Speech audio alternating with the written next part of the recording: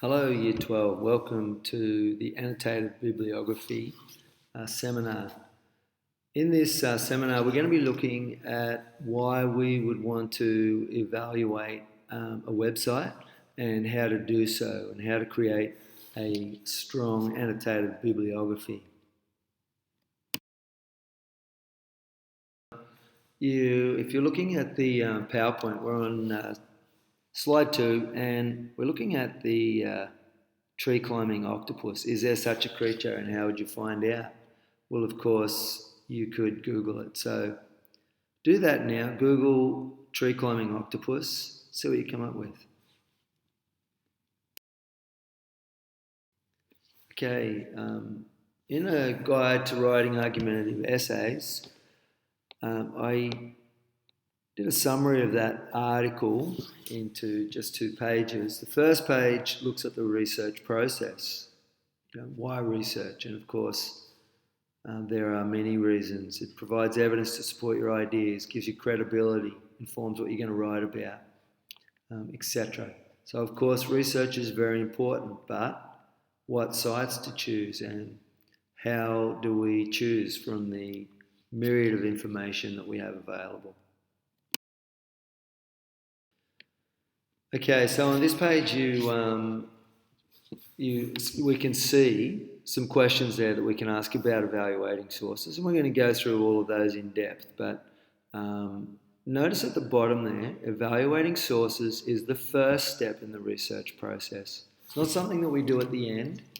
It's something that we do at the beginning to discover the validity of our research sources.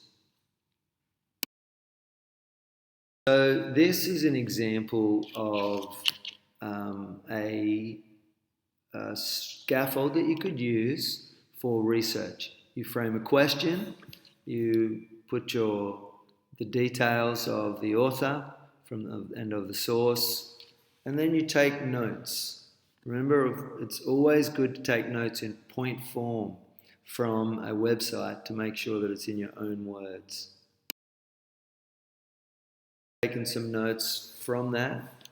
You might consider what ideas are emerging that will contribute towards a possible hypothesis. Perhaps you have some ideas for further investigation that come from this site.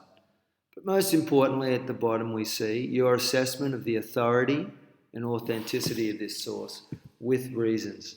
This part will become your annotated bibliography. Why evaluate websites? Well, as I said earlier, there's so much information out there, an unlimited amount of information. Sites are created for a variety of purposes, sometimes to sell a product, but certainly a lot of the time to persuade you in a certain direction. So, and remember that anyone is allowed to publish and access information. As you saw from the tree climbing octopus, not all the information that is available on the web is reliable. Okay, so all of these factors remind us that just because it's published on the web, it's no indication of its validity or accuracy. 6 simple things that we can look at when we evaluate websites. And in your annotated bibliography, you should try and focus on at least 3 of these 6 things to focus on. And depending upon the source, some of the 6 things will stand out stronger and be more important in terms of your evaluation. What is authority? Can you tell who the author is? If not, what organisation is sponsoring the website? Is the author, sponsor, well regarded in this field? Do a little bit of research on the author. Or perhaps they're even cited in the article that you're looking at, which is a good thing. Are you led to additional information about the author, place of work, biographical info? So it's important to note the credentials of the author to see if they have authority in writing in the particular area that you are researching in. Accuracy. The only way you really can tell about accuracy is checking the accuracy against information from other websites. But perhaps you might be able to confirm the reliability because it comes from a reputable site. Sometimes, though, you'll need to keep researching to check the accuracy of a particular piece of information.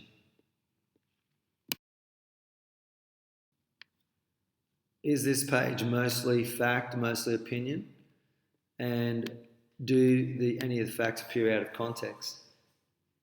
It's difficult to check for subjective writing in an article, but what you need to look at is, does it look like somebody's trying to persuade you? Does it sound like someone's opinion?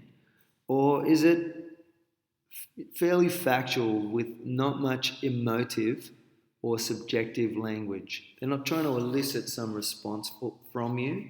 They're just putting across information.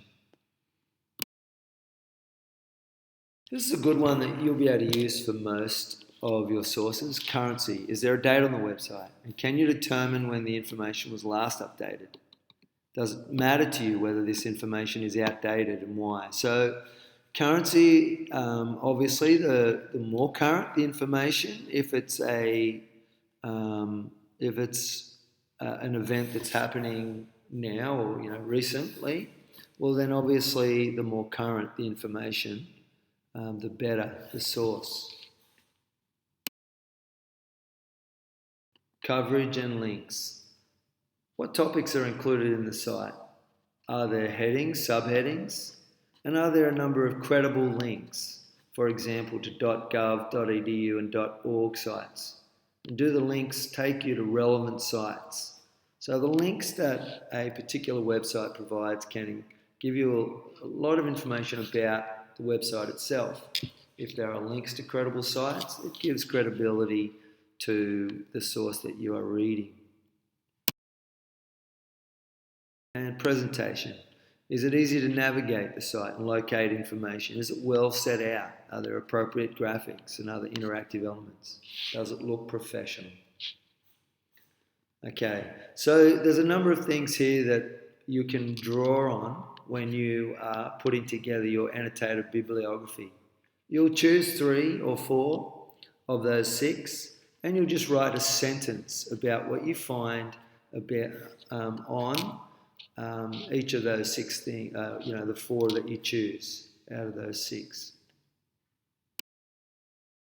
And believe half of what you see, none of what you hear. A little quote from Benjamin Franklin. No, there are no tree climbing octopuses. Or you can actually find a link. There's pretty good links from that site. And you can see one to the Australian drop bear, which was written by the Queensland Museum.